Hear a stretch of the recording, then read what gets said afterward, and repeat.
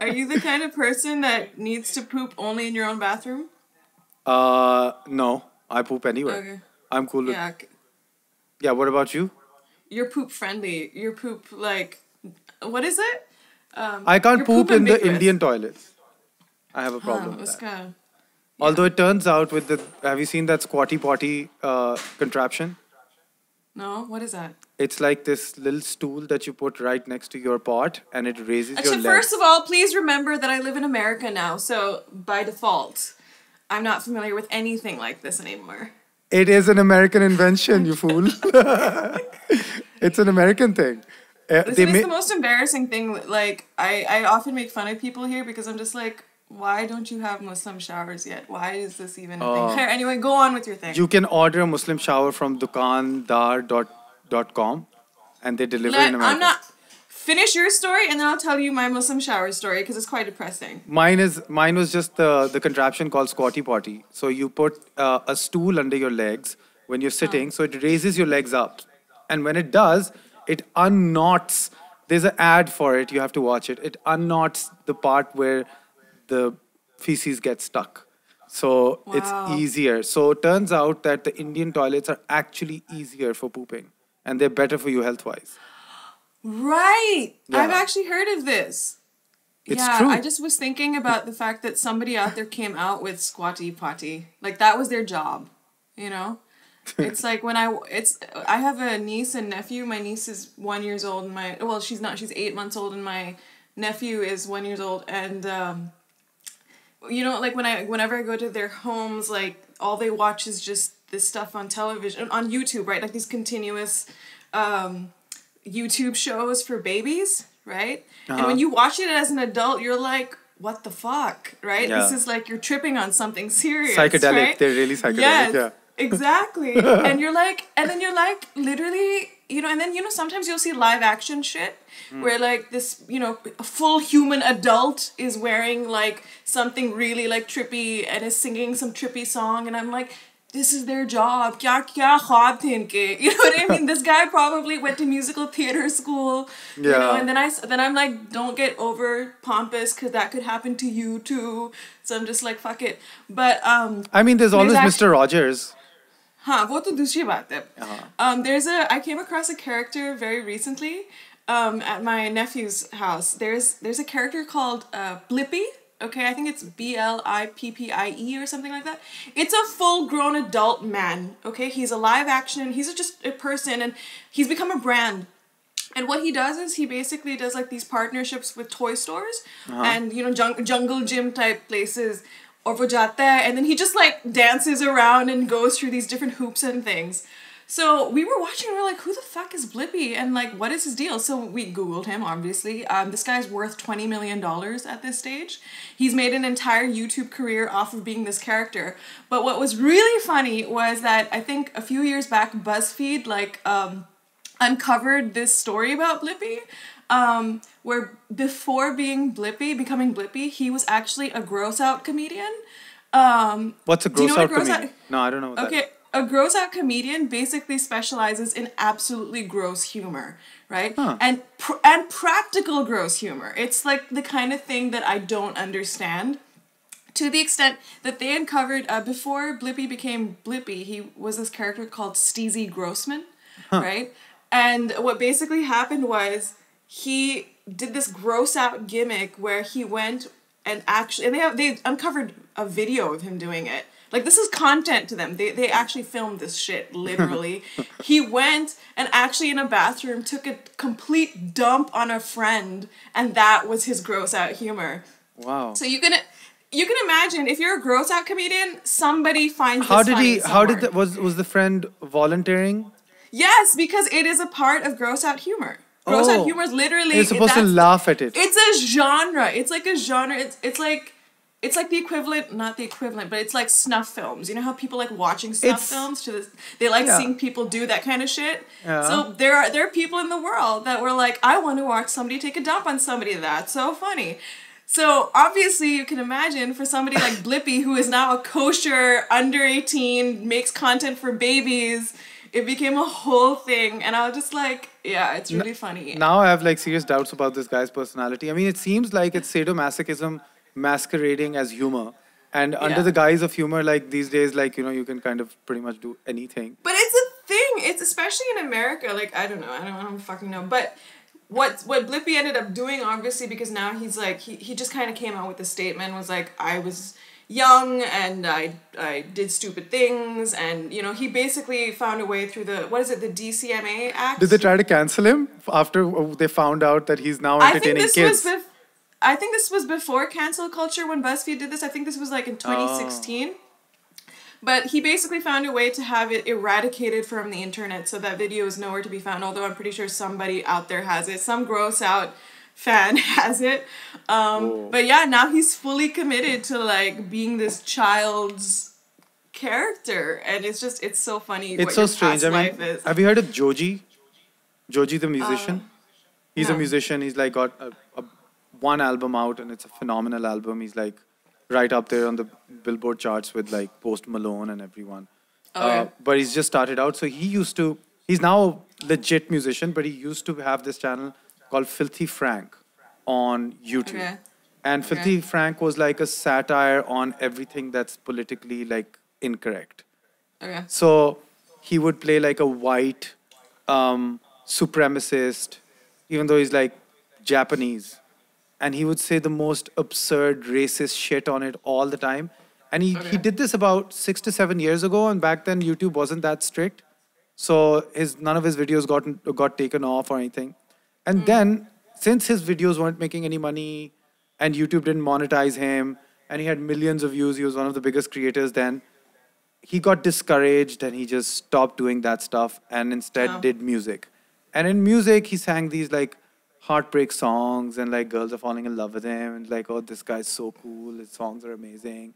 And then they discover Filthy Frank. And they try to cancel Joji. And there was this whole movement. It's like looking at people's pasts has become, you can go back and see some weird shit, man. It's actually one of the sketches I've written like as a concept, because I have just a list of sketches, and one of them is I want to film it like very The Office style, which is like there's a service out there that can come to your home and like do a testimonial with you, where you basically reveal all the skeletons in your closet, so that in the event that one day you're famous, you've already laid it all out. Right? So it's like, so it's literally like, hi, my name is Shahaana. I'm going to be famous one day, so I think you should know about this. You know what I mean? Because baad mein mat kehna. You know what I mean? Ke like, oh, acha, ye to ye karti thi. Well, at least she's owning up to it. So what sort of skeletons have you already got in mind? What are you going to reveal? I honestly don't know. I think maybe like, the only thing that people will well, here's an interesting thing that happened recently to me on Instagram. Somebody messaged me, like DM'd me, and they were like, oh, I just came across your profile, and you used to be with me in so-and-so class back in Beacon House, and I was a victim of your bullying. You seem a lot nicer now. And I was just kind of like, Oh, you were bullied? That's the thing. Here's the thing, like, I never actually considered myself a bully, right? And this is from an age when I think the age bracket she's talking about was maybe 12, 13, 14.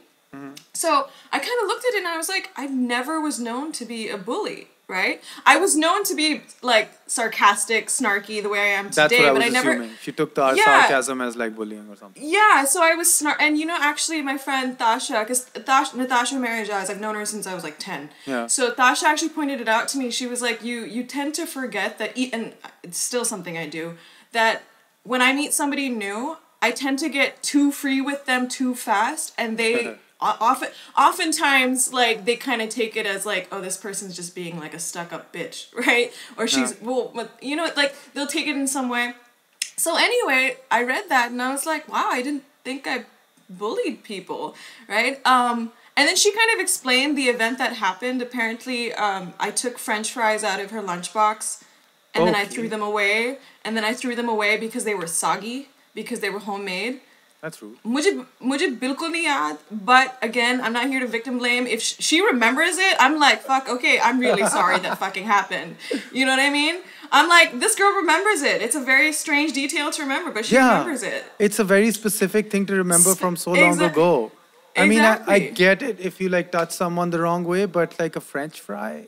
Yeah, so I was just kind of, I apologized instantly. I was like, I'm really sorry. Yeah, I was like, I'm really sorry. That's terribly mean.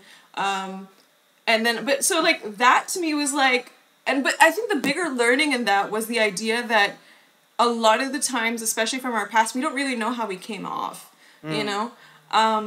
This is actually something that my husband asks a lot of questions because he is Pakistani American, but matlab, usko Urdu nahi aati, usko Pashto nahi aati. He's very disconnected. I think he went to Pakistan maybe once in a blue moon growing up.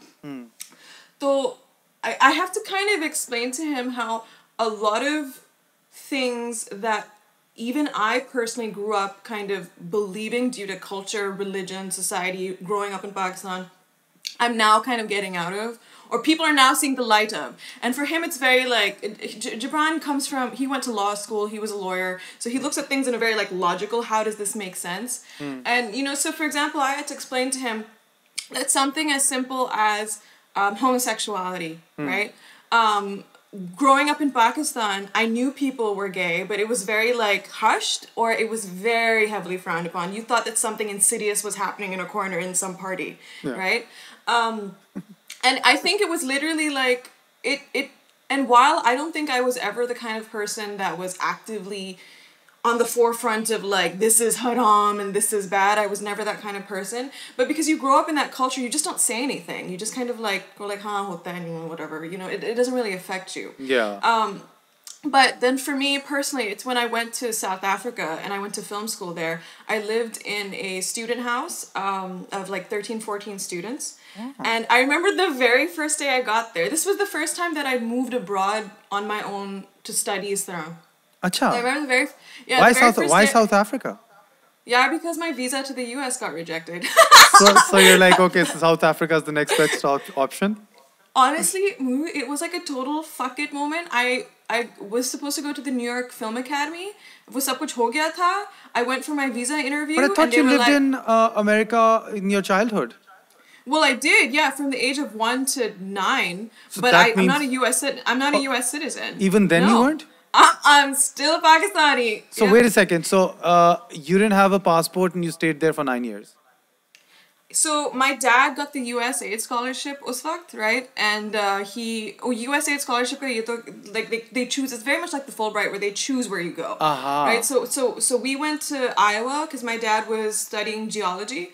So my father was very like pro Pukhtunistan, Pukhtunkhwa. He wanted to like and he was very like nationalistic. So we had like my younger brother and sister were born in America, but myself and my elder sister were born in Pakistan. And my father used to say कि मेरे दो बच्चे जो होंगे, दो पाकिस्तानी होंगे, दो American होंगे, you know, like, and this was like before 9/11, so I don't think he realized like how this is gonna fuck everything up later.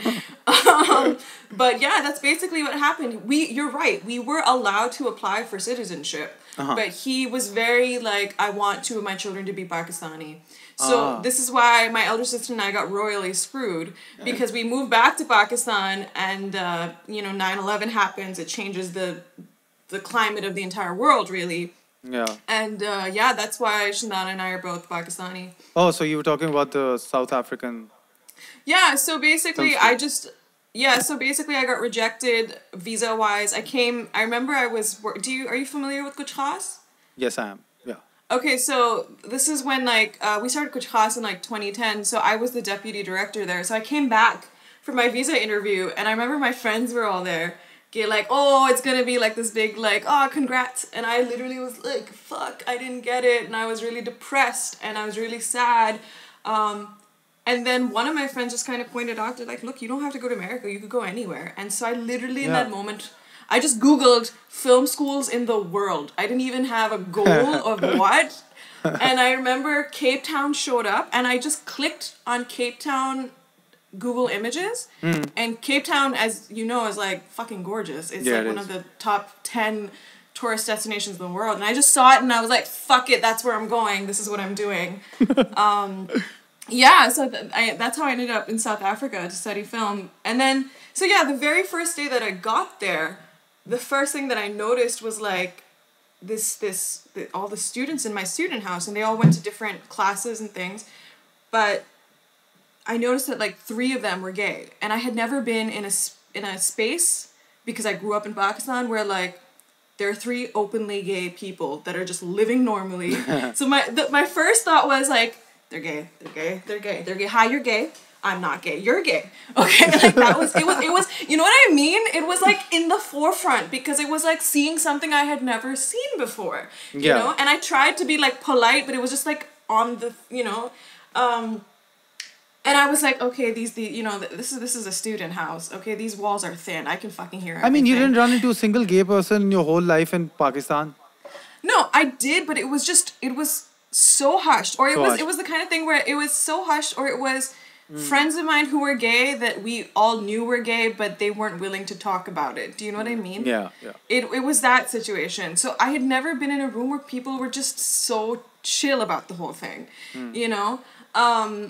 And again, like I said, I lived in a student house. I'd never heard 2 gay men having sex in the next room, right? Oh, so no, it's like, you heard it. Listen, this is a student, like, res. You hear everything, okay? But like, the point is that obviously in the beginning I was like, okay, I'm getting used to this. And, you know, in the beginning you're like, okay, they're just 2 men. They're 2 men. And then over time, like, it stopped being, these are 2 men. It became, I'm not going to take their names. I'm going to say this was Steve and John. And then Steve and John got into another fight. Steve and John are cooking together. And then it just became, again, I think for us, it is about exposure, right? I understand the religious and the cultural concerns that people have. But I think what is the greatest thing that we even learn in storytelling and in filmmaking? We always fear the unknown, right? We always fear the alien. We always fear the thing that we are not familiar with. Yeah. Because that's where we concoct all these ideas of how dangerous this could be, or how, you know, whatever it could be. How anything that's different from us is problematic, right? When you know, Columbus, etc., reached America, they saw the Native American and they were like, that's fucking weird. You know what I mean? And that's where it all comes from. So I firmly believe that it comes from exposure. And I think that's why I say education is one thing, but like enlightenment comes through exposure. It's about being in a familiar space. And that changes everything. I think that if we normalize this behavior, it's the same can be said about like feminism in across the globe, but like in Pakistan, I think we fear women that are just normal women. You know, when I was growing up in Pakistan, in Islamabad, I started this thing where I started walking more, like pedestrian culture, right? I was like, I'm not going to wait for the car. I'm not going to take a cab. I'm just going to walk to where I need to get to. Islamabad is cool like that. You can do it. Yeah, but like this was back in 2009, right? Where it was, I would say like pedestrian culture was not frowned upon for security situations. It was more frowned upon for elitist situations. Your driver's not coming. You're going to take a rickshaw.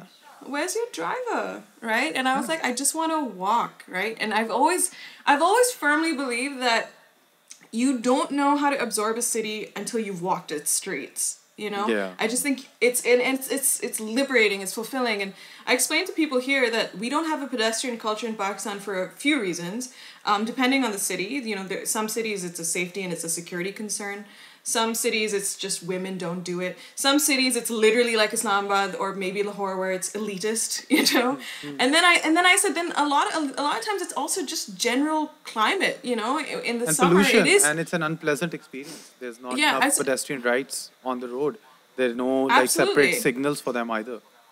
Yeah, and then I said in the summer it just gets too fucking hot. You don't want to walk, right? So, but like having said that, like in Islamabad, I started doing that. I started walking the streets and just getting to where I needed to get. And I remember in the beginning, cars would slow down past me, you know, you know. or like guys would try to like harass me on the street. A few times Baby, my you own want friends. a ride? Yeah, always, right? That's the answer. And then a few times, I remember a few times my own friends stopped and they're like, "What is she doing? Where's your driver? Where's your driver?" You know. But I often said that the only reason me walking on this street is weird is because I am one woman and there are 50 men walking. If for the 50 men walking, there were 50 women walking, the 50 men would be like, "Wow, this is normal." And the women would be like, "Yeah, it is." You know, so that's, again, everything is about normalizing. And I think that's where it all kind of, you know. Yeah, so I was wondering because like you turned up on my radar while I was at film school through this film called Slakistan. Oh, right. Okay. Yeah, so I was like, somebody like, I don't know, somehow this Facebook was very new back then. And somehow it turned up that, oh, somebody's making a movie. Oh my God. Kind of reminds me of like, I look at these people and they go like, they kind of like me a little bit. Oh, so we can do this sort of shit. And I was at film school. It was my first semester there. Where were you at film school? I went to this. USC? Yeah, I did. I went to Orlando, Florida. में एक school है. उसका नाम Full Sail University. It's like a polytechnic type school. It was like a 2-year accelerated program, and it was a bachelor's of science in film production. So not a lot of academic stuff. We set up our own sets.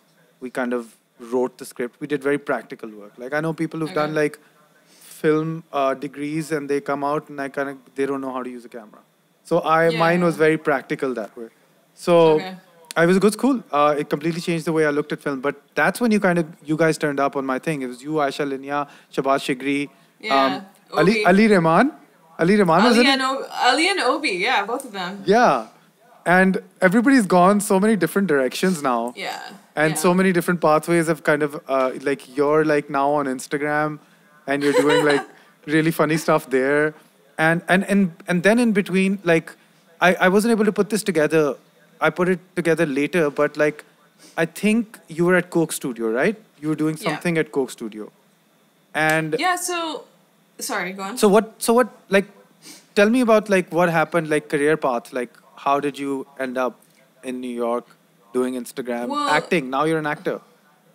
Well, so, I mean, it's funny, before I get into that, I just remember the first time I met you. I actually just met you. You were auditioning something, and I wasn't auditioning for you, but it was in Lahore. I don't know what it was. But like, I think, if I'm not wrong, I think Tasha was there for something. She was either auditioning for you or something. So मैं उसके साथ चली गई थी. तो मैं बस, I was sitting in the waiting room, and I was like, who's this guy? And then I was like, okay. And then उसके बाद, that never happened. That's somebody I'm pretty sure it did, Morooo. I've never auditioned Tasha. I wouldn't audition Tasha. Then it was something, this was 1 billion years ago. Like, this was like 1 billion years ago. I think तुम नए आए थे वापस.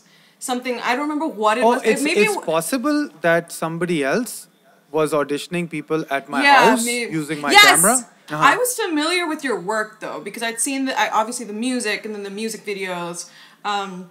And I remember, there was one music video of yours that was like, it was very kaleidoscopy or something like that, the way that it was edited. It was just, the editing, I remember, stood out to me, and I was like, I don't know who this guy is, but he's fucking talented. You shared a video of mine, and I noted it. It was Tere Bina. It might have been, I don't remember, but it was very cool. And you wrote, this guy, ! And I was like, yes, the Slakistan girl is sharing my shit. So it was like a big compliment for me. But then I kept running into you. I ran into you at a party where Ali Safina and Hira were playing a set. And you were there for like 5 minutes, and then Bakar Zaka came with his Mela crowd, and I saw you run. Like you just vanished all of a sudden.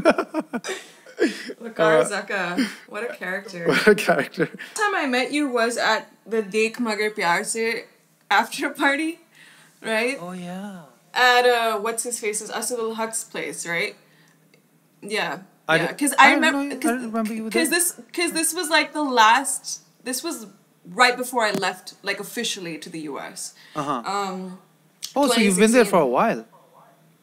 Yeah, I moved officially in 2016. Yeah.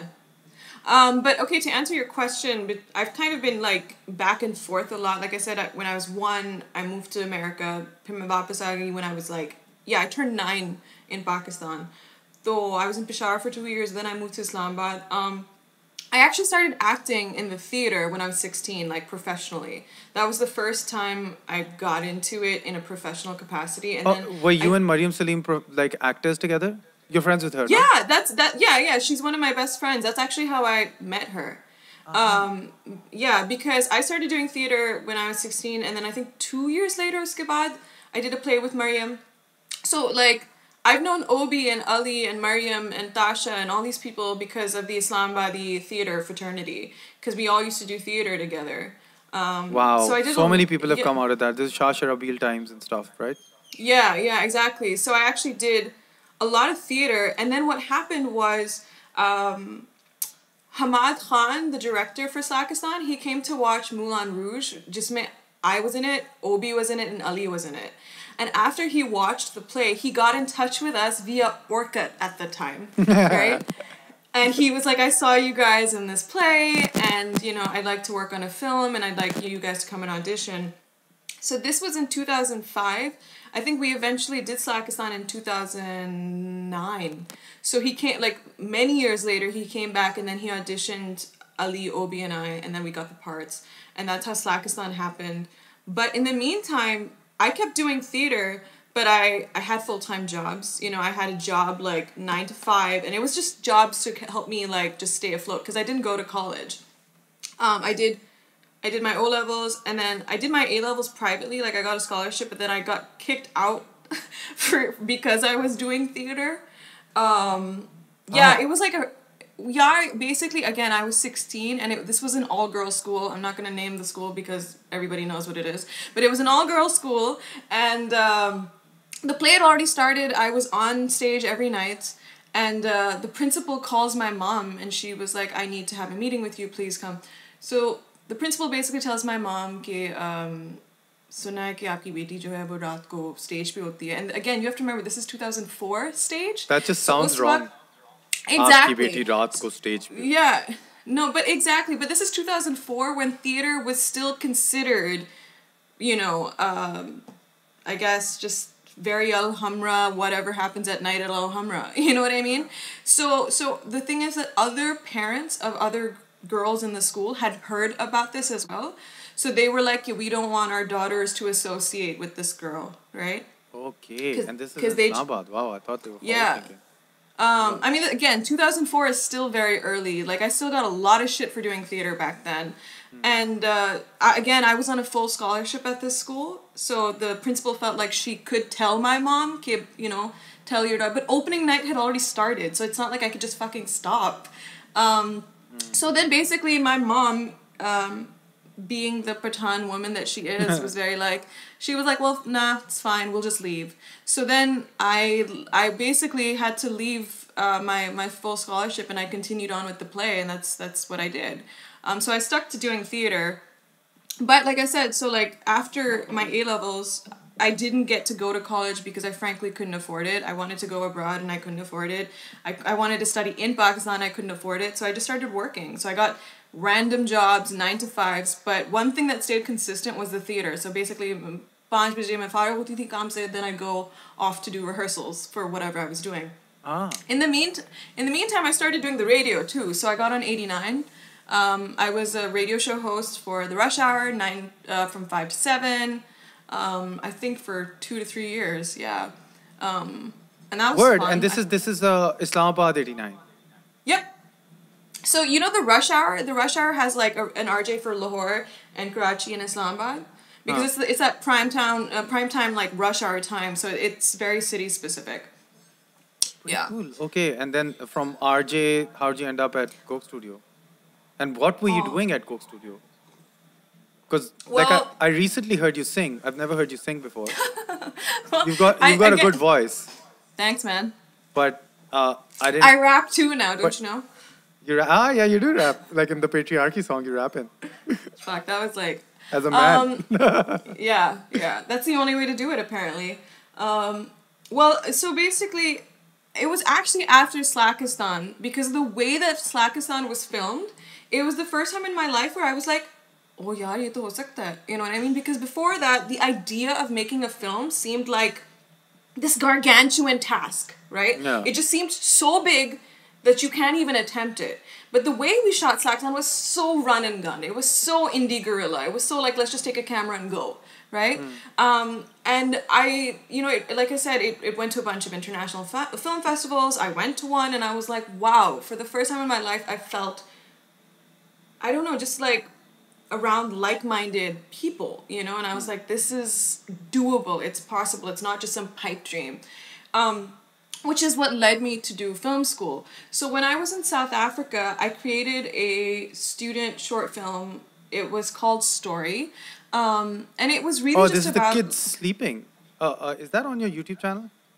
Story, I think it's on an old YouTube channel. Honestly, I have a new one now, but it's out there. Okay, so I'm talking about some other one. This is the kids sleeping and...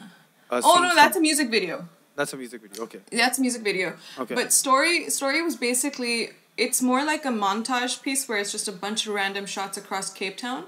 And it's a story, it's like a monologue story that I'm telling about really just the legacy of what we do as creators or as people. So I had actually met Ruhail before I moved to South Africa, like once.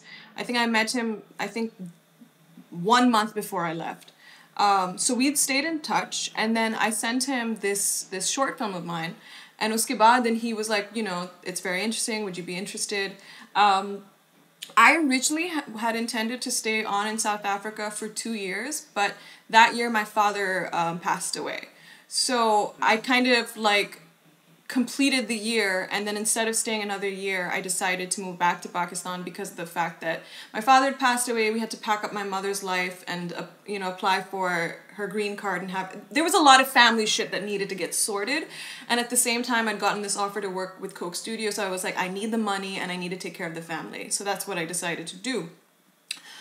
So when I moved, that was 2013, I moved to Karachi. So that was the first time I'd moved to Karachi. And when they brought me in for Coke Studio, I think Ruhail really wanted me to focus on narrative and storytelling. So a lot of the BTS. So Adrian was the BTS producer there. And so I was going to work with Adrian specifically to help just develop the stories of the artists and the stories of the songs and how they come together in like this documentative way. But then that was the year that like we decided to go international.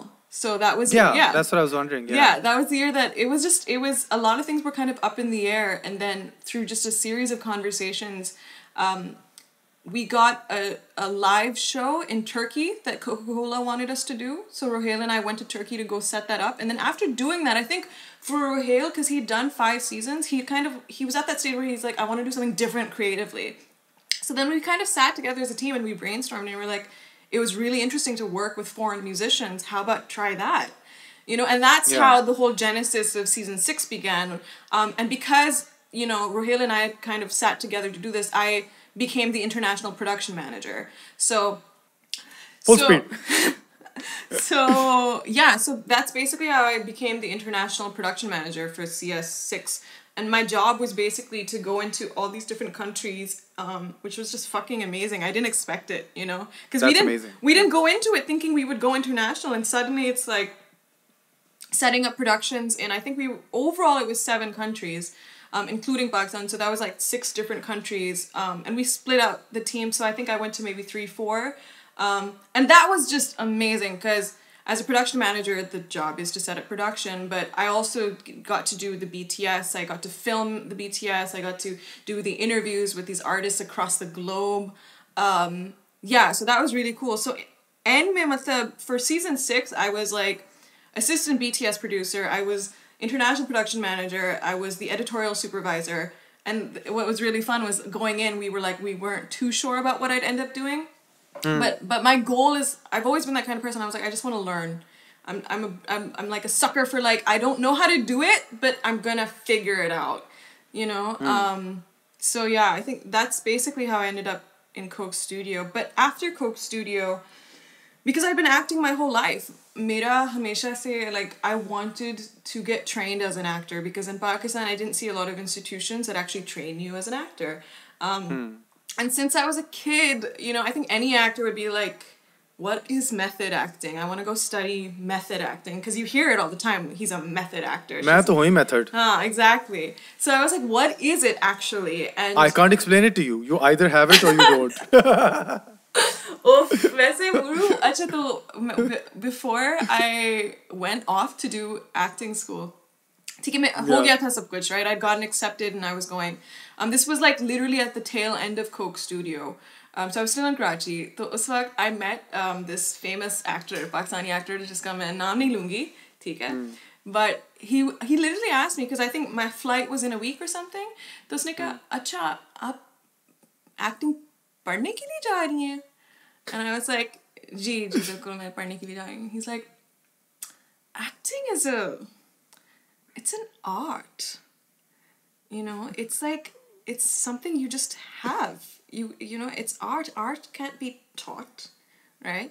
You can't learn it. It's just something that you either have it or you don't, and you're going to actually go. He's like, and then पता क्या कहता है? अगर आप acting सीखना चाहती हैं तो आप इस तरह के आप बस ड्रामों में आ जाएं फिर. ठीक है, अभी आप ड्रामों में आओ, उसी से आप सीख लेंगी. And I was like, look, you know, all due respect to you and your process, I don't, I have no presumptions that training is necessary for artistic excellence. That would be an extremely pompous statement, because of the fact that there are so many examples of artists who've either never, you know, stepped into a training facility. They've never gone to acting school or film school or anything, and they are masters of their craft. But for me personally, this is a personal choice that I wanted to go get trained. But yeah, I just remember like his reaction was like, and you know, and a lot of people asked, like my own sister was like, you're gonna pay that much money to learn how to cry? You know, I was like, Achha. But yeah, I wanted to learn. You know, like I said, I grew up in a very, very, very middle class family. My father was a government servant. You know, we weren't rich and, you know, rolling in it, but I always had this thirst to learn, you know. That's why I think from a very young age I became very scrappy. I was like, okay, if I can't go to the institute, I'm going to learn how to do it through experience and through meeting the right people and absorbing that. So when I finally, after Coke Studio, was able to save the money to go study, I was like, fuck, I want to do this. And I took it as like, if I get accepted, great. If I, and Pakistaniyon ka ye bhi hai ki it's not about getting accepted, it's about getting your visa. You could get accepted, but if you don't get the visa, then it's just, you know, yeah. So, as has happened to you for your film. Yeah, exactly. So I was like, if I get the visa, then great. And so when I got the visa, I was like, I guess I'm going. And yeah, so I went to the Lee Strasberg Theater and Film Institute in New York City. Oh, wow. And no way. ये जो तुमने oh wow का है ना, इससे ज़्यादा fake oh wow मैंने नहीं सुना. No, because I mean, did I do oh wow on anything else that you've accomplished? No, but the way you did it, oh wow. No, because that's so I watch Inside the Actors Studio a lot. Same. And yeah, so in that I've heard the name mentioned for some of the best actors. Oh yeah, so that's the thing. You know, like, Stella Adler and Lee Strasberg. You know, these two titans. Yeah. So exactly that. Like there's so the alumni from Strasberg is just unreal, right? Like everyone that is everything has been there. You know, some of the finest have come out of Strasberg. So I got to go train there, and I got to then dissect what method acting is, because that's what your class is. It's called method acting. You know, they're 4-hour long classes every time.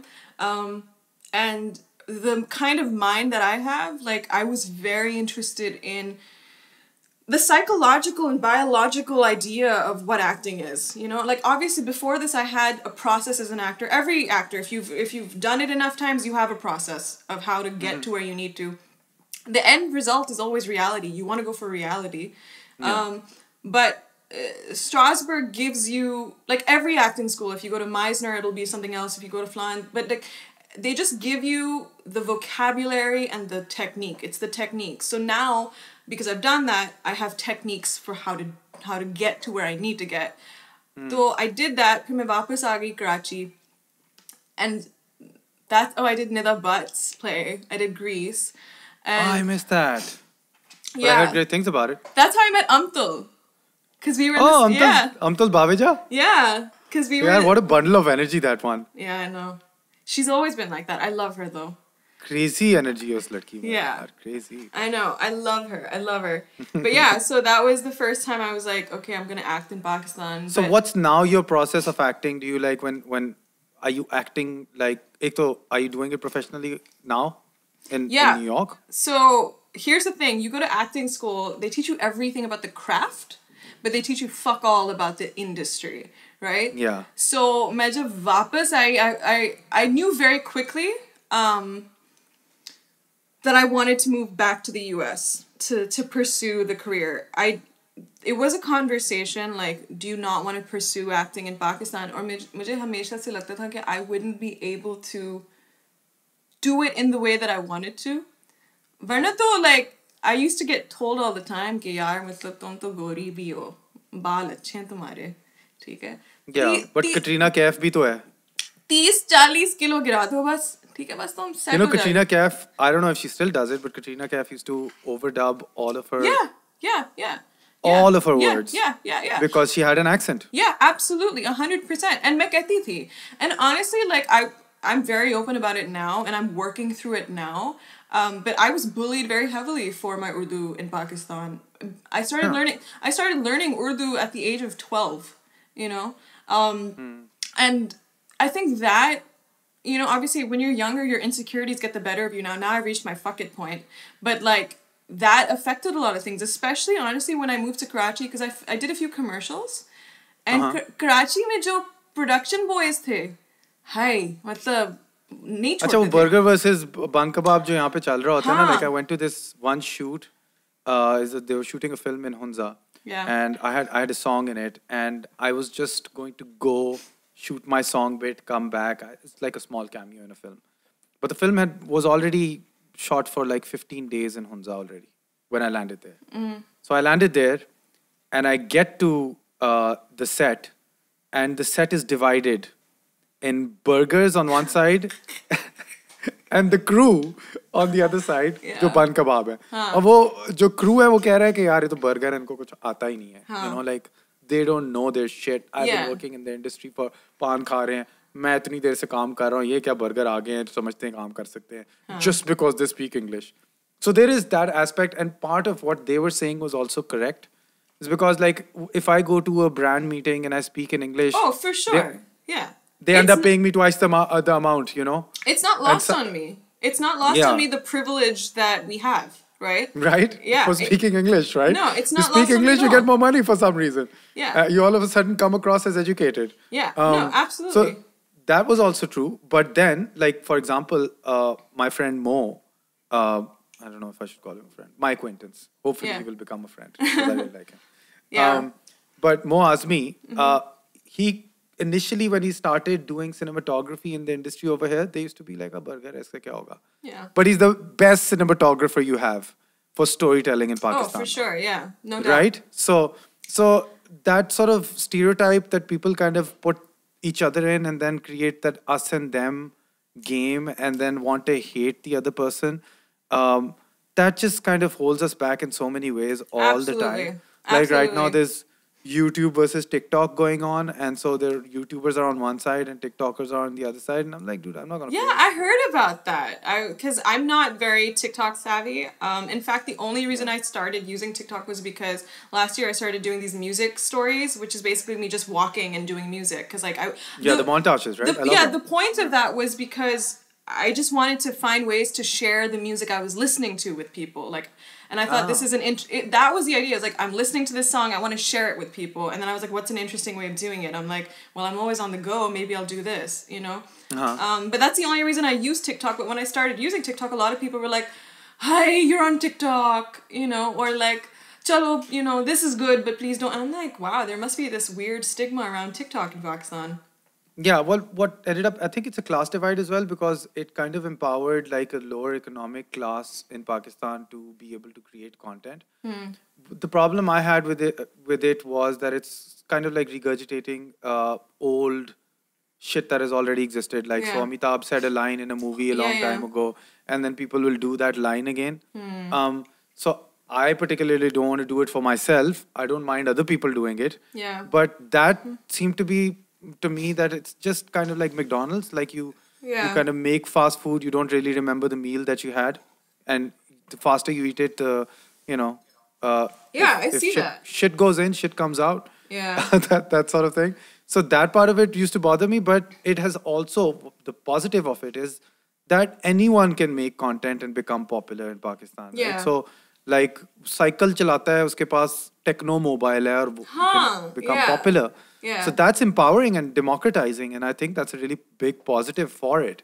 And new talent is being discovered. Imagine you'd have to like kind of go discover talent. Yeah. Now it's in front of you. Yeah. Somebody's doing all the expressions and maybe they're acting like, but a nakal ke liye bhi akal chahiye. So if he can imitate Amitabh, that's a talent. Yeah. You know, so Well, a lot so, of positives there too. So I mean, one of the things, because like one of the things I do here, as my 5 billion jobs is I also I work for a filmmaking collective here where we basically set up filmmaking programs for the youth of Philadelphia.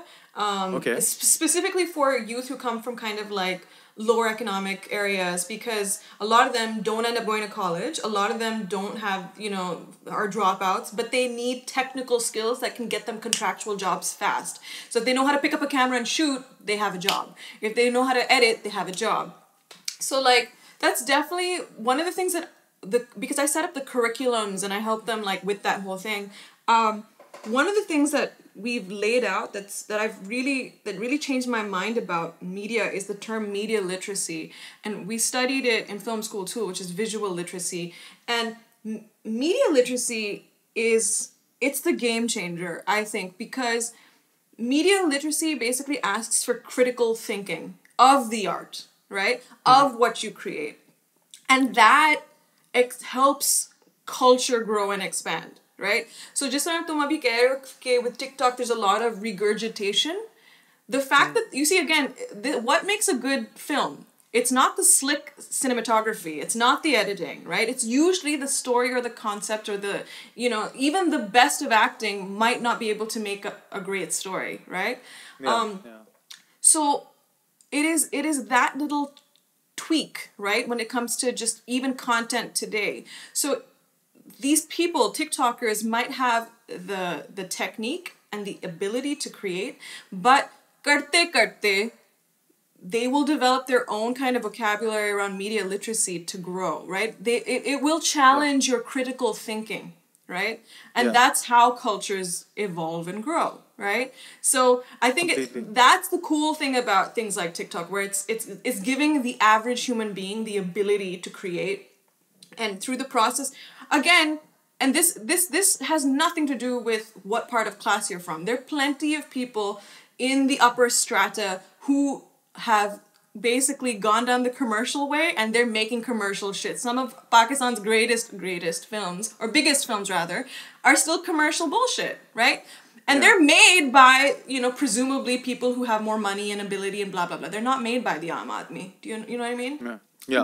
But what are those films lacking? It's lacking media literacy. It's lacking, the ability to conceive and critically look at your story or critically view it as an audience member. When we go in to watch these films as audience members, when I'm watching Lahore se Karachi or whatever that was, I'm going. I hope Wajahat is not watching this. But the truth is like I'm going in with a certain base expectation, right?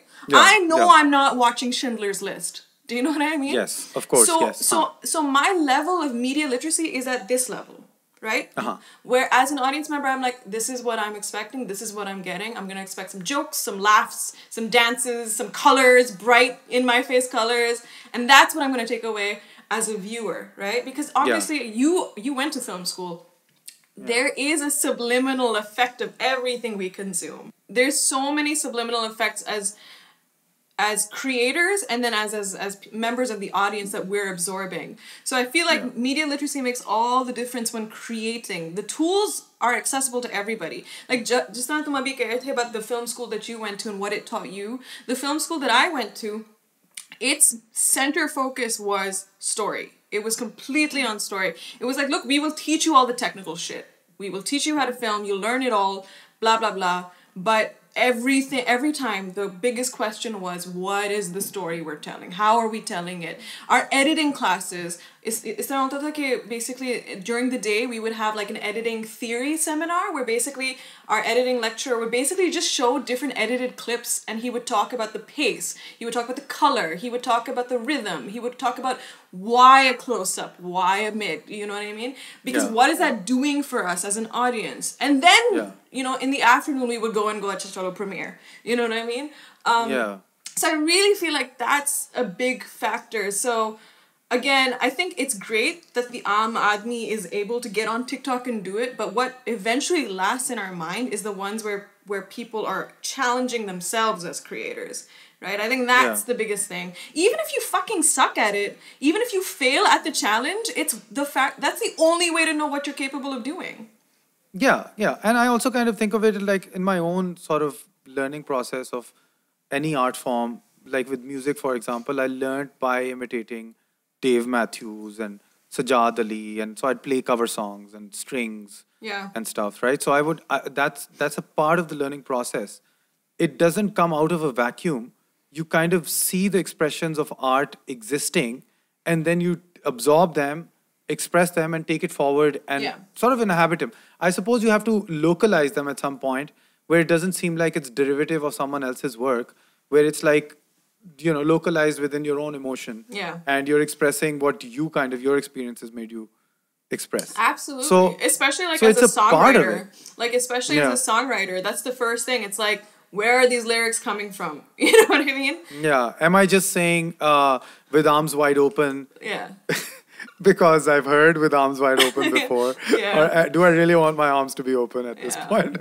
So yeah, I mean, that's like a constant, like even now when I'm writing a song, if it seems like, that expression's too derivative of Michael Jackson. Or I did a hee-hee. I'm like, that's Michael. You can't do completely hee-hee. Maybe change it up a little bit. You know? I think that's the struggle, though, of art and creators, is because we are so inundated with so many different kinds of expression. We've seen it all. Do you understand? We've ingested it all. So the biggest challenge is always, how do you do it and do it in a unique way? And I don't think that there ever is a truly unique way, because it's always inspired by somebody or somewhere, you know?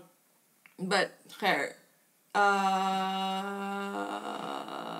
So Urdu. So yeah, basically I felt a lot of pressure in Pakistan around my Urdu. So maine socha ke fuck it. And I didn't think that I could be in dramas at the time, because I mean I did like one TV show, I think like a few episodes, and I was just like, I don't know.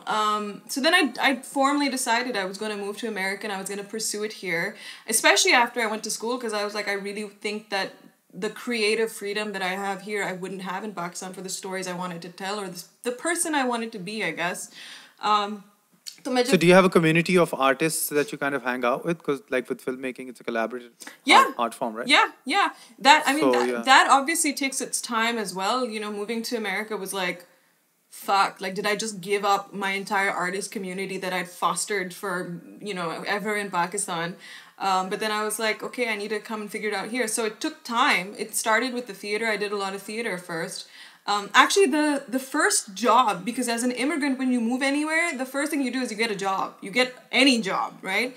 And because I just come off of Coke Studio, I actually applied for a position at another music television show. It was called Live from the Artist Den, which is basically like, it's like an American version of Coke Studio, but the only difference is that they set up live concerts, but like what they call intimate live concerts. So if these are musicians that otherwise sell out stadiums. Tiny Desk.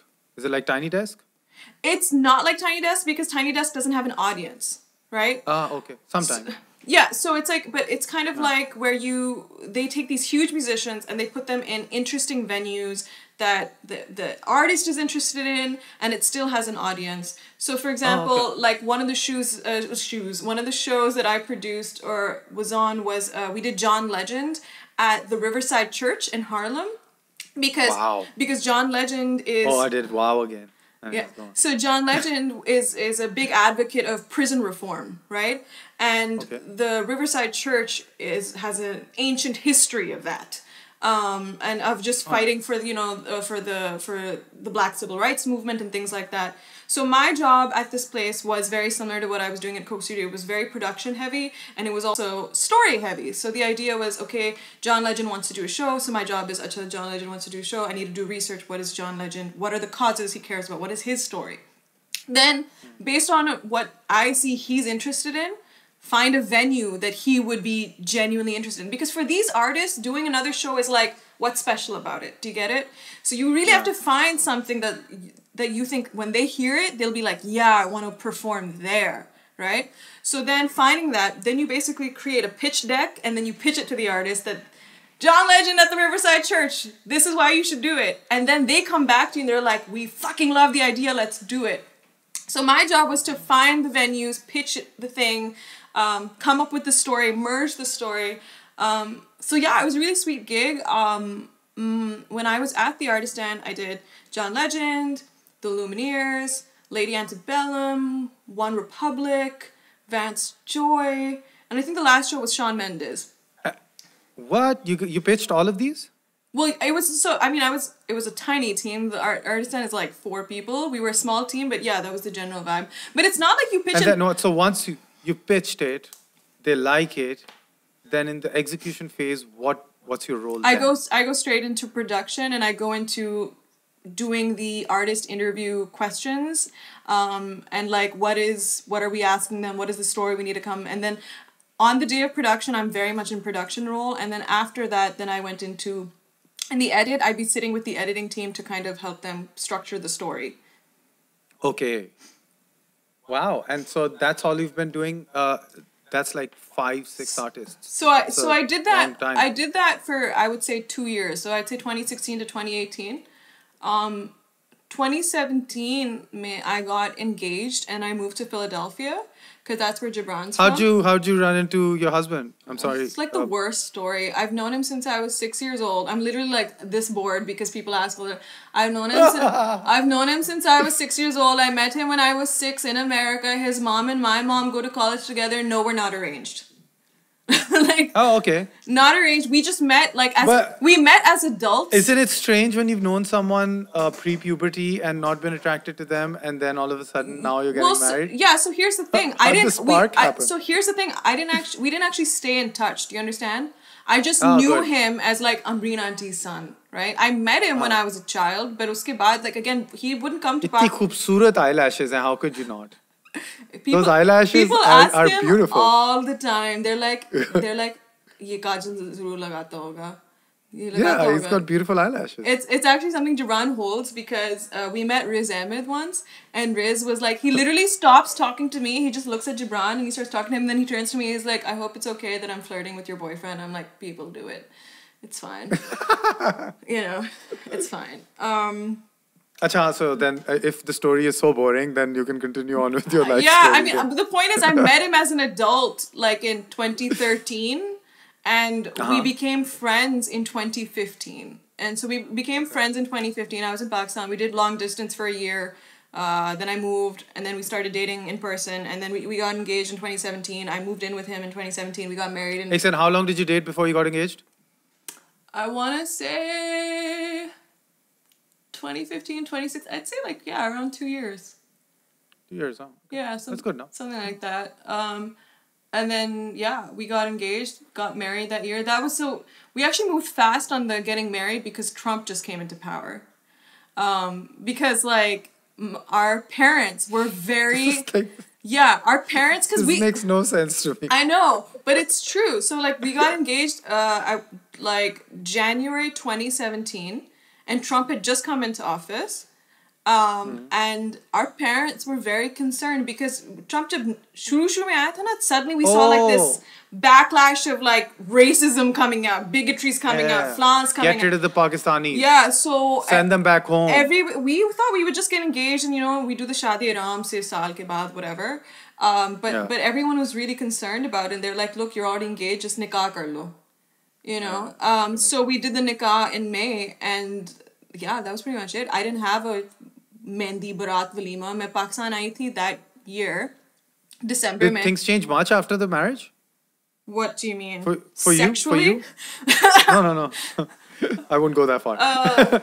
But like for you, Wesley, generally as living and like, as it get kind of like, you know, like when I got married, things changed in that I used to constantly work, and now there's another person, and so my house is not my office anymore. It's a home for two people.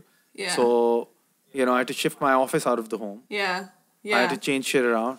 So did life change in that? And like, did things change in your life? Well, I think the biggest change was the fact that I had to be in a long-term committed relationship because I have the worst dating history. I barely dated. Barely. Simply because of the fact that I think, similar to you, I was always very heavily focused on what am I doing? What am I doing? Do you know what I mean? It was very much about like work and creating and doing things.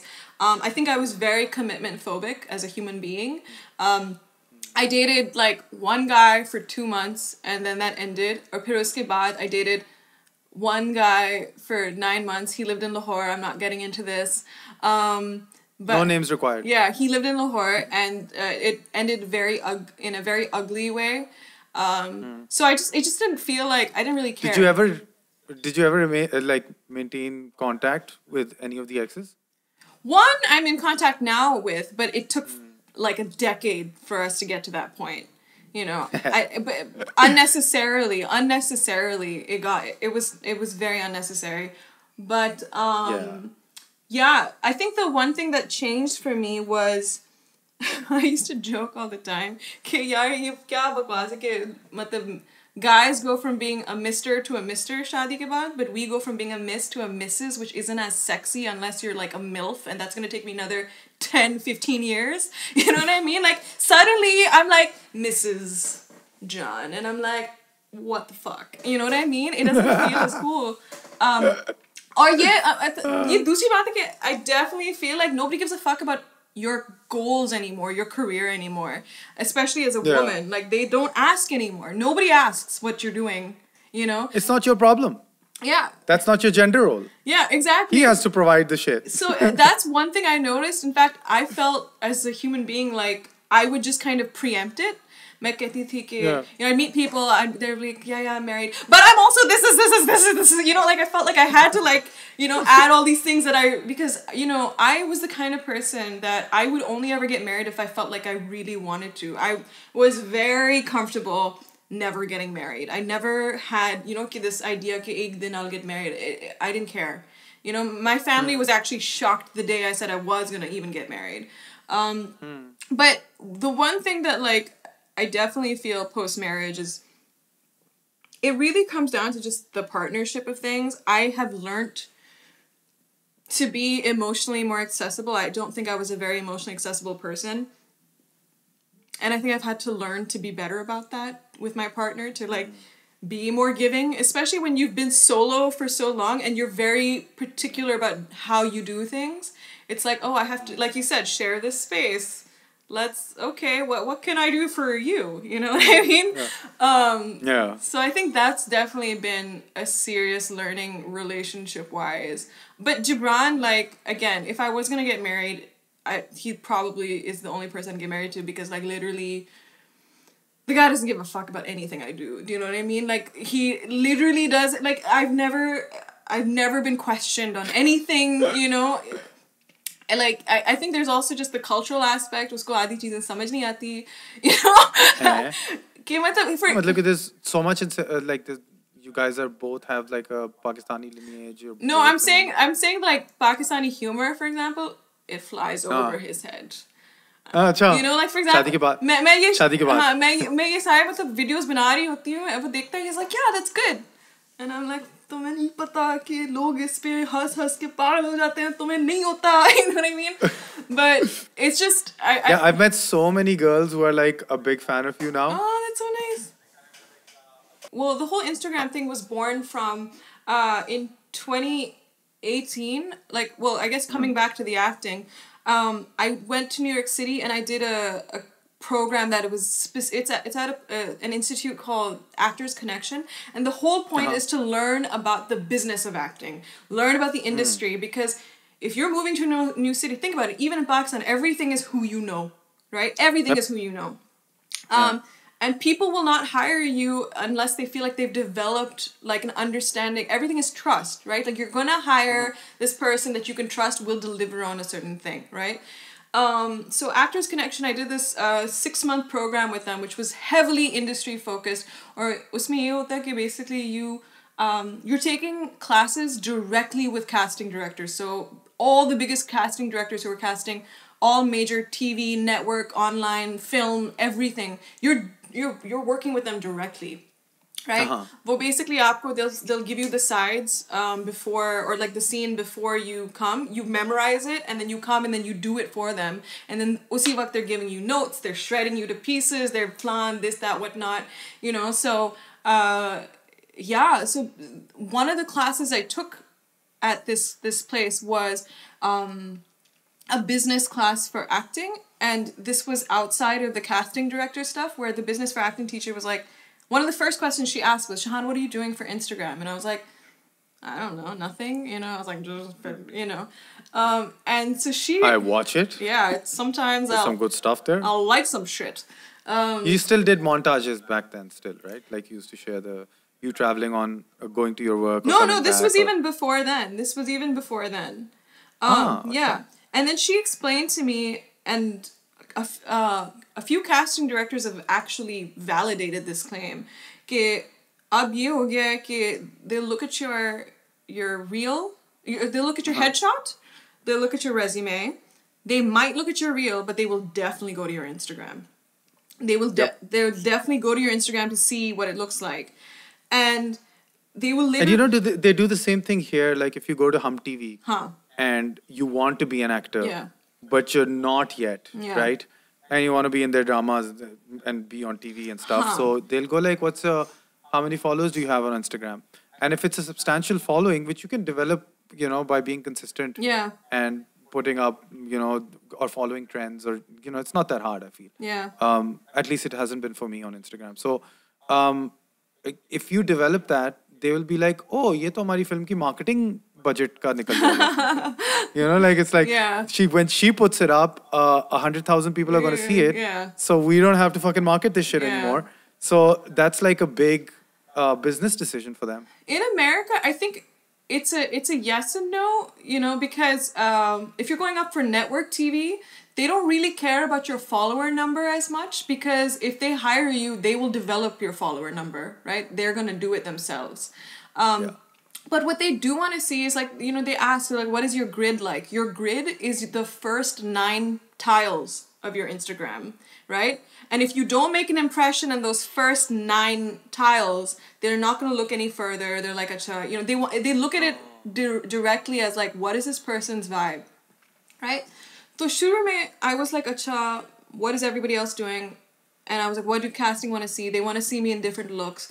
So maine kaha, chalo, I'll do the poser shit. Right? So I first was like, okay, take pictures of myself looking pretty, doing the fuck, you know. And I did that for a while. And obviously the Pakistanis love that shit too, because obviously, you know, it's just this pretty girl who's just, you know.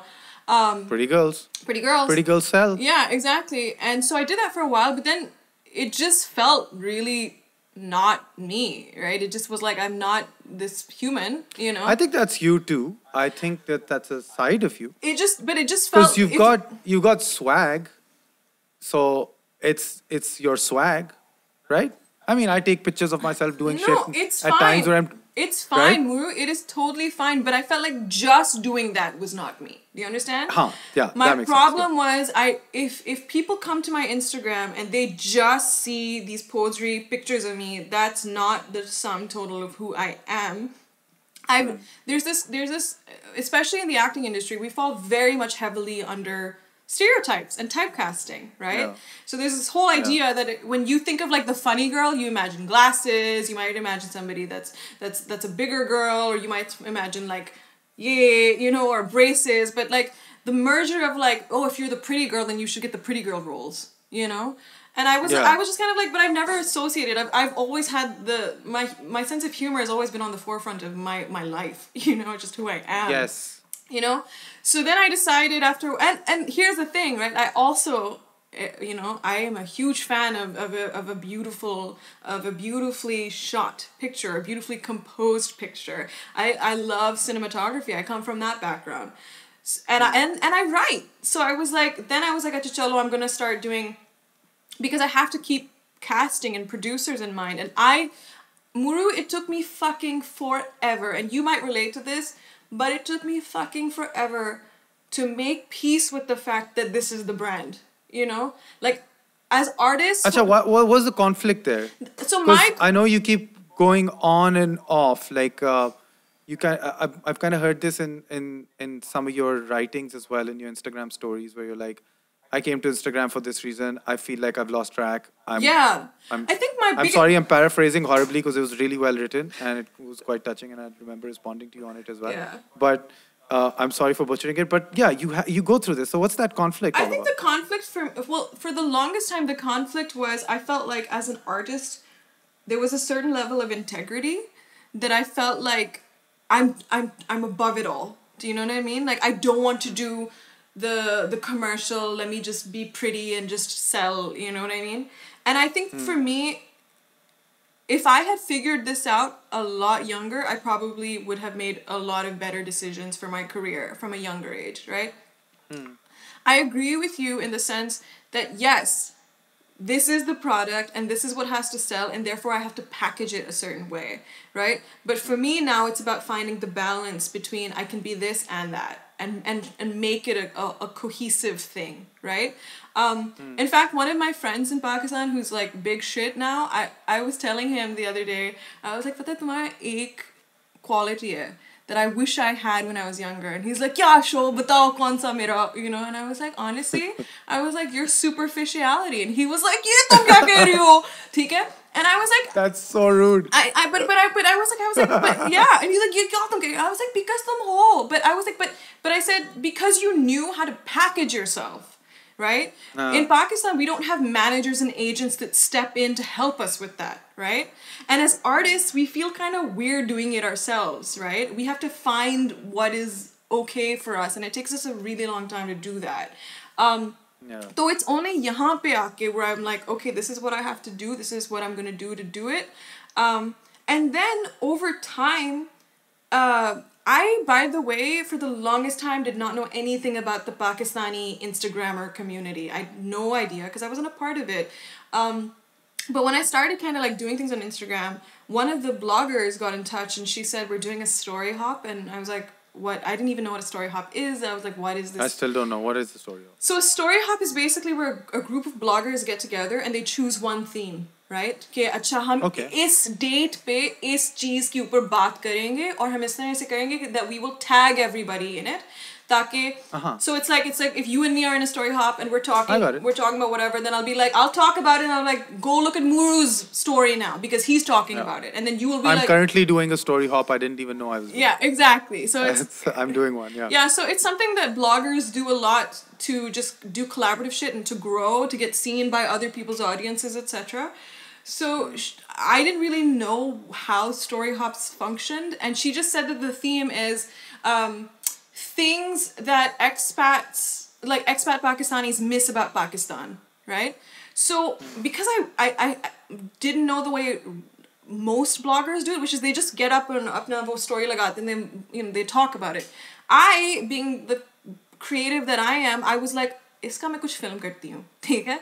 And so I literally just set up a camera and I set up the thing and I just started doing these funny gimmicky things and I edited it and then I put that up because I thought that shit like went viral. Like I literally didn't expect it. It just did. They were like, isko IGTV pe lagao, and I had never done an IGTV, so I was like, okay. So I did it. That's what kicked off that. I did like in August of last year, actually. Literally, that was the first time I did anything gimmicky and fun and sketch-like. Phir uske baad, then I started just like, wow, that was a lot of fun. And then I started doing the videos. And I'm like, I'm enjoying this. This is making me feel good. And this is interesting for me. And that's when I'm like, okay. And I mix and match. I'm not, again, like, I don't pertain to the value that you have to be one thing. My videos range from the fun, the idiotic, they go to commentary, and then some of them just go straight to like, this is me bearing my soul. This is, I do like these music-based monologues, you know, like the I love those. Yeah. I love those. So, those are very introspective and intimate at times as well. So exactly. it really lets you into your mind and your thoughts. Yeah. So like now, so they're kind of like spoken word thought streams, right? So now I just do a bunch of different things. As you would remember, I did try vlogging in the beginning, but after doing it twice, I realized I didn't enjoy it. Like Did you? I did twice, yeah. Right at the beginning. That's when I started asking you for advice, because I was like, you do this, obviously. So what you do right now, to me, constitutes as a vlog. I mean, I'm assuming you're like, you know, some people say this is vlogging. Yeah.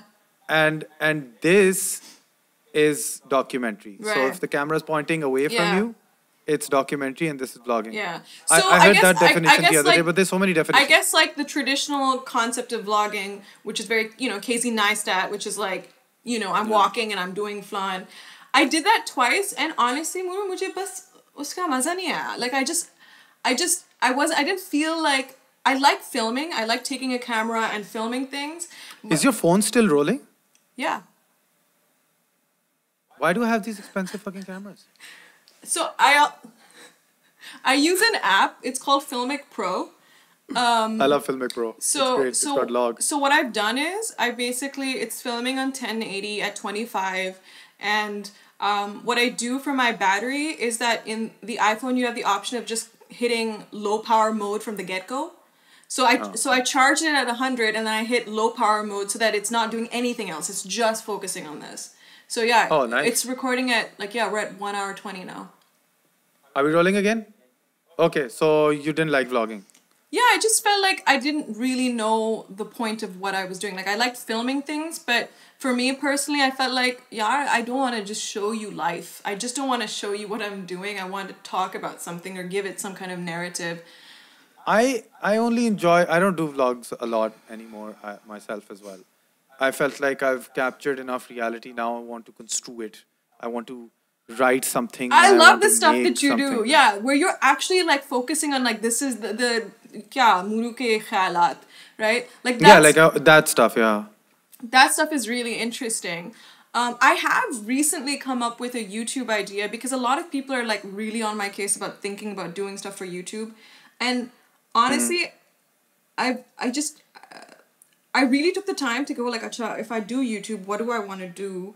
Because vlogging was not it. I can put all my Instagram shit up on YouTube, and that's fine. Wo to ho sakta hai. But yeah, I've seen that. You've already done it. Yeah, more and more I want to start focusing. And again, I have no idea about putting in the energy into YouTube, like growing my subscriber list, doing all that shit. I haven't given it. It's hard. It's hard, right?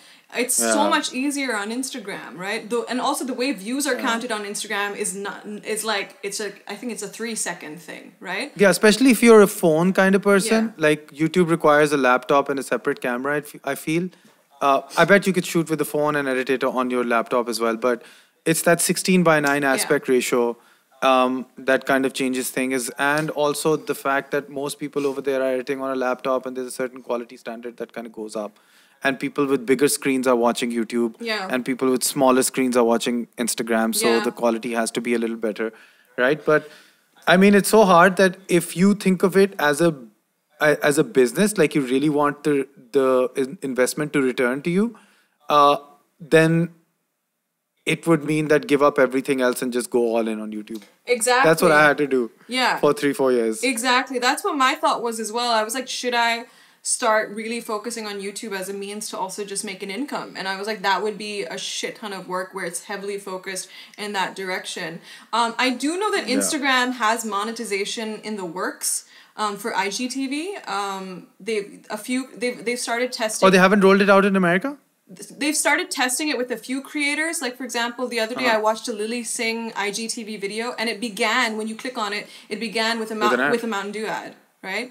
So basically now what's happening is it is getting there, but from what I know, for IGTV, they're going to start monetizing across the board, I think in 2021.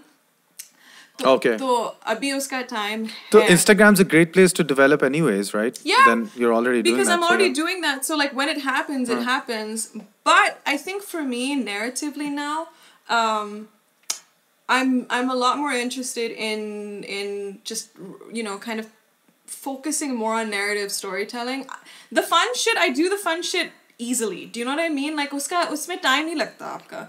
I love that. You come just up with something. Don't stop that shit. Yeah, you come up with that shit and you're just like the patriarchy song. It was literally, I was cycling and I was like, literally like the first thing I thought to myself, I was like, why don't people know that the patriarchy doesn't help nobody? I'm like, why don't they know this?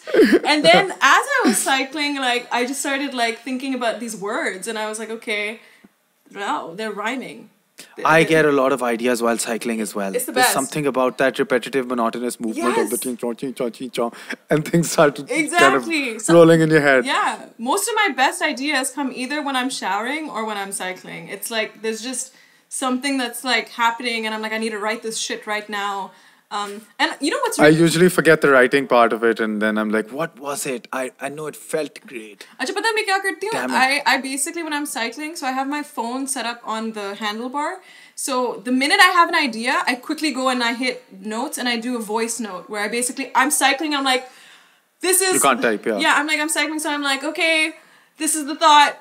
This is what it is, and then I just ramble, and then I come back to it later. I'm like, what was the rambling? What was the kernel of the rambling? What was it about? Yeah. So yeah, that shit always makes me, again, like, I think so long as this stuff makes me happy. If I can laugh at my own joke, that's great, because that's it. I can laugh at my own joke, and if anybody else laughs, you're thinking of yourself as an audience, not some supposed audience, and I think every time you kind of suppose there to be an audience. 100%. In fact, I've noticed that the few times where I've thought about reception versus creation, those videos actually haven't done as well. Do you know what I mean?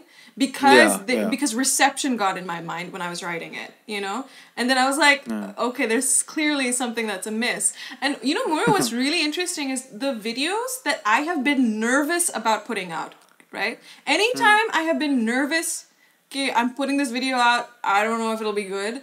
Those are the ones that end up being the best. They get received the best. I don't know why. Like, they're, like, literally, I've told, like, my husband knows because he watches all my videos before I put them out. I'm like, I'm really nervous about this one. I don't know if it's gonna... Even this Shaadi Ke Baad one, the fact that I said masturbate. Masturbate. Yeah. I literally... I was like, yes! When I literally said to him, I said, you can ask him. I literally said, I was like, Gibran, I don't think this is gonna get shared very much. And he's like, why? I was like, because I say the word masturbate because I'm trying, like, and I even thought I was like, nikal do, nikal do. But then I'm like, but then again, it came back to, but Shahaana, who are you?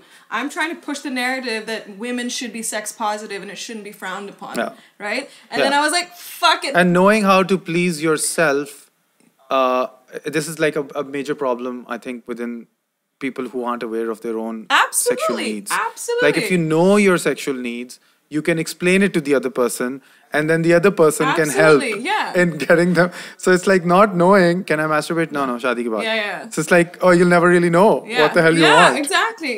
So I mean that's sexual literacy, right? Which most often, more often than not, like women, we are not even allowed to remotely think about, right? At all, which turns into. I think this is like.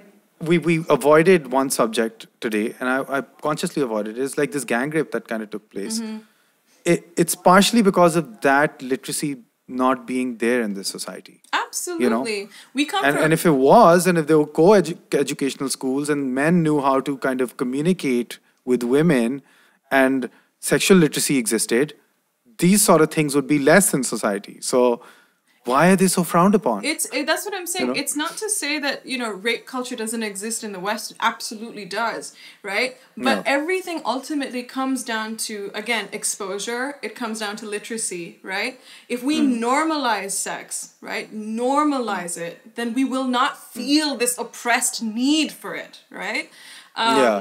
And that's the biggest thing. And it's obviously, there's obviously so much history behind the patriarchal notions of oppression, right?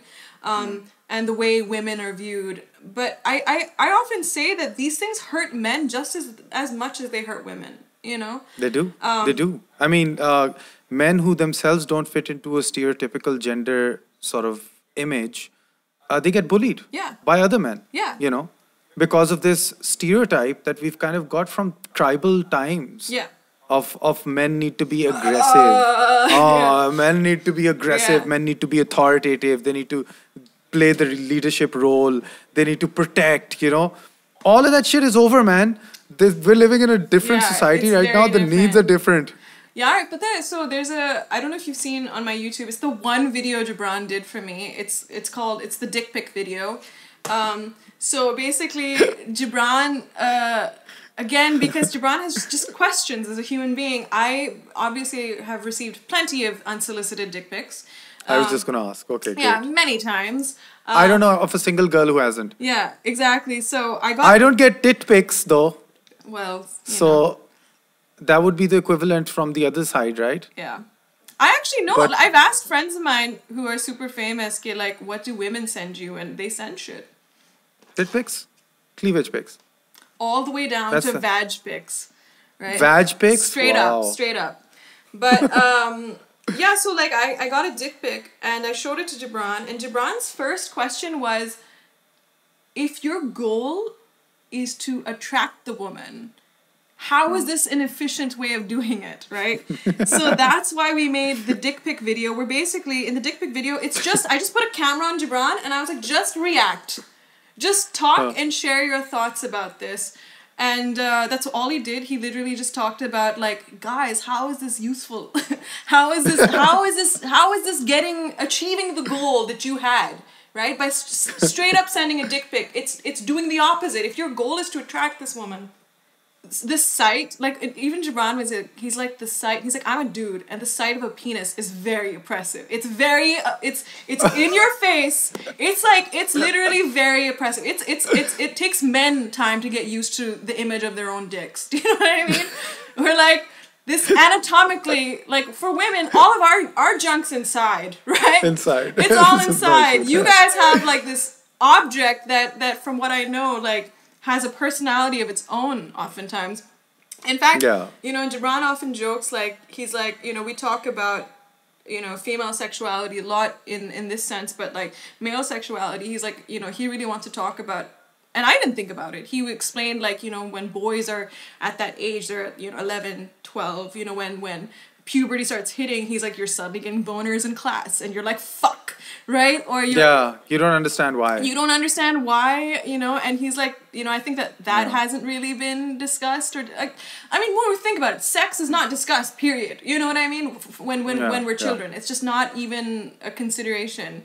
I mean, that's why I try to do it in my videos, and every time I do it, I do it from the sexual education perspective. Not from some salacious, like, angle where... And I remember when we were in Easton, that there's this poor biology lady that had to teach a class full of hormonal boys, this sex education chapter. Yeah. And it was very important, so she had to teach it. And we turned to the sex education page, and most of our books had been... It had been ripped out of it. Yeah, so we didn't... Or it had been blacked out and everything. Yeah. So... And she drew, like, a pair of testicles on the whiteboard. And I just couldn't stop laughing. Yeah. Like, I just kept laughing, and my friend was like, you know what she's drawing? You know what she's drawing? You know what she's drawing? Yeah. Look at what she's drawing. Like, no. I don't want to see. Why is she doing this? Why is this like my mother's age? Yeah. This woman, why is she drawing testicles over there? It was so... I mean, shame is associated to gender. I feel like it's like an age-old thing as well. And shame. And the association with shame. But one thing I just wanted to point out, like, that again, Gibran pointed out to me, that issues of sexual violence are usually framed under women's issues, you know? That, you know, it's usually framed from the point of view like, oh, sexual violence, you know, words like rape, it's a woman, it's an issue with, you know, like, that women are dealing with, right? But he's like, it needs to be reframed as a men's issue because men are the ones who are committing sexual violence. So if you have to go down to the core, where is the problem coming from? It's because a man is dealing with a problem. He has a problem inside. So start looking at it clinically as like, this is a problem that needs to get sorted. Women are just dealing with the repercussions or the consequences of it. Sexual harassment, sexual violence is not something that we are creating. We are on the receiving end. So it's not something that women need to solve. It's not our job to solve this shit.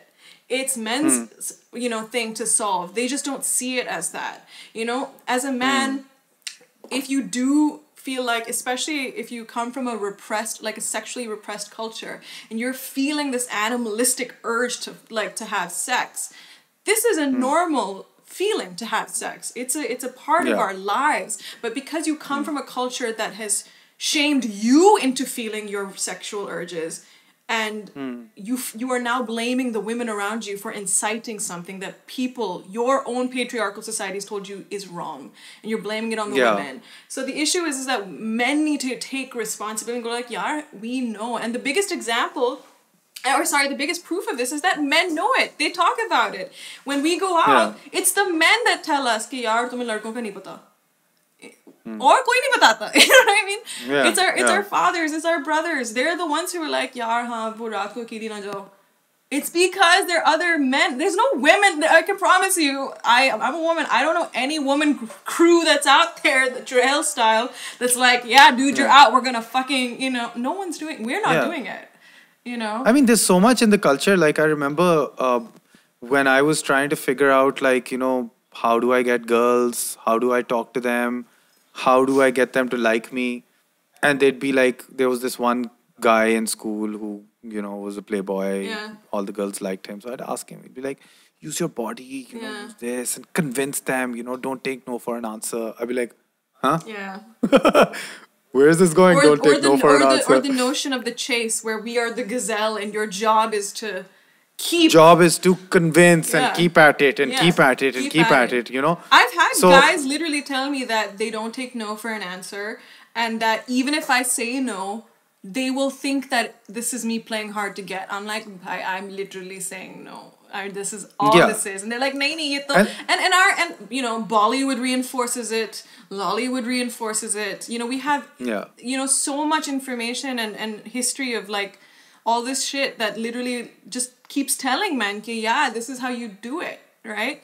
It's the haan kar ya na kar situation. You know? Yeah. And it also goes the other way as well, right? Where it's like, so being straightforward about it and being able to stand up and say no is not taught to you. So a lot of times that both of those sort of conditionings in culture kind of play a role, which ends up in that gang. And then silence, right? Silence is complicitness, right? Definitely. So the idea is that women, because हमारे यहाँ, even religiously, we're like, oh, if the woman is quiet, iska matlab hai kabool hai. Do you know what I mean?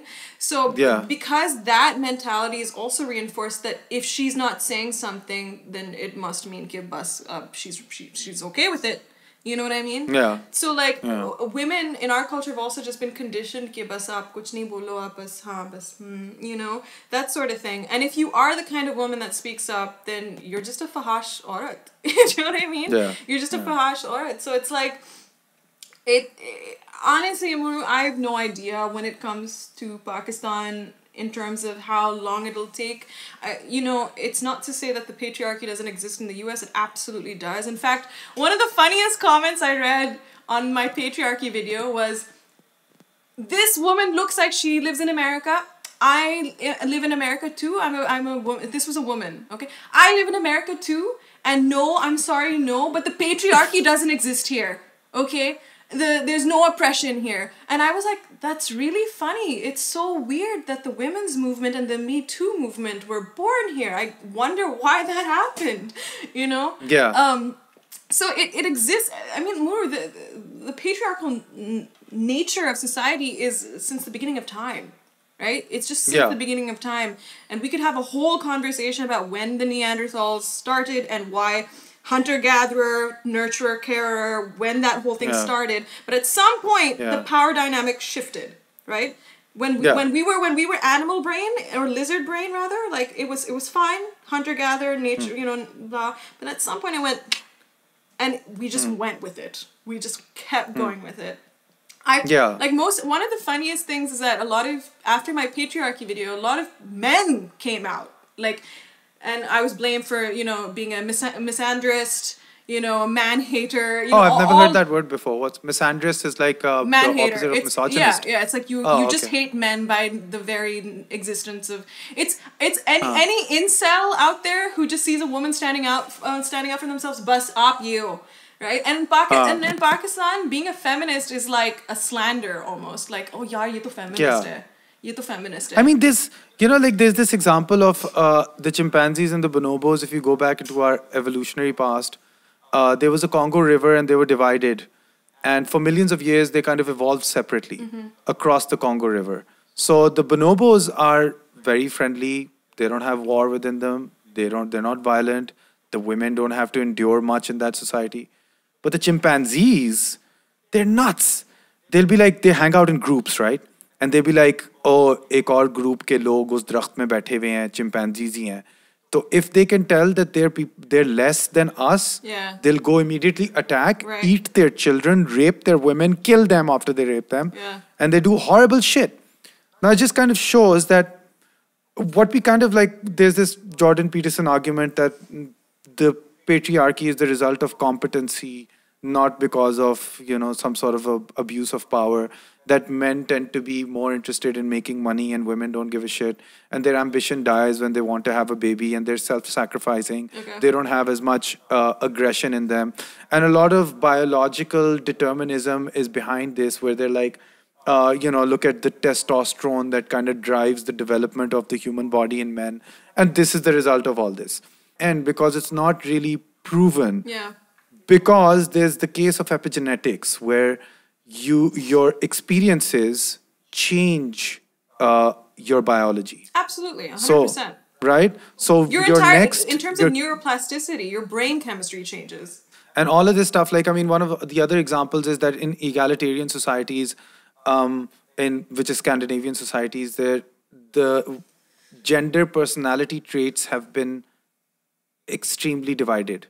So that just goes to show that if you have egalitarian policies, that men and women will choose different jobs as opposed to the same job, which means that there is a biological determinism. But then again, you're ignoring the cultural conditioning of evolution and human beings as a species. Absolutely, there's so much to be talked about when it comes to that, and there's so many arguments to be had. I guess ab mera wo card ka pata nahi kya raha hai, khatam ho gaya. But it's so much fun talking to you, Shahaana. No, we should do this again at some point when I guess we... Yes. तुम कभी पाकिस्तान का चक्कर लगाओगी? After Corona, it's almost over. Is it bad over there? It's America. The grand finale of America is November. Okay? We have no idea if Trump is gonna stay or not stay. It's just gonna be a fucking shit show. So I always tell people, I don't know until after November what's gonna go down.